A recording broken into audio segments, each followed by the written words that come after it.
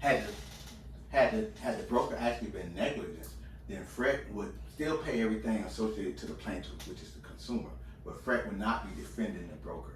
Matter of fact, FREC would pay the plaintiff's claims, and the broker actually would have to reimburse the recovery fund, and that broker license would be immediately suspended until full reimbursement is done.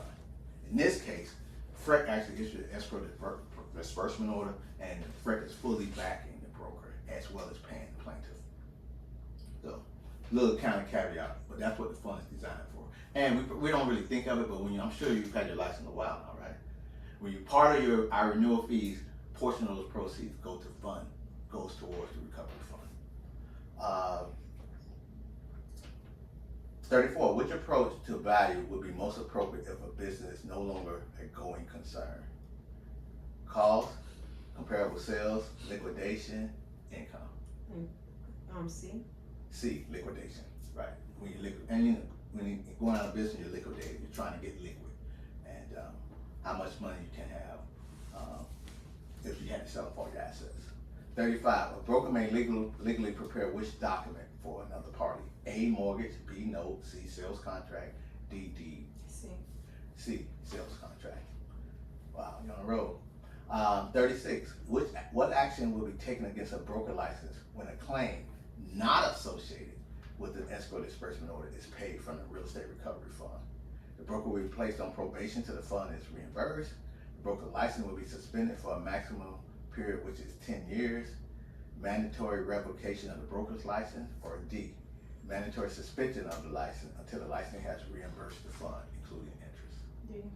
The answer is D, which we just covered. So this is one when the broker, it's not related to escrow disbursement order, so FREC is not backing you. FREC is backing, that fund is designed to protect the general public.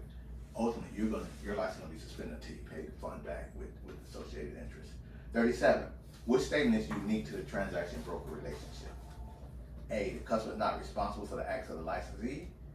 B, the agent has a duty of obedience. C, the licensee must disclose all known effects that materially affect the value of real property.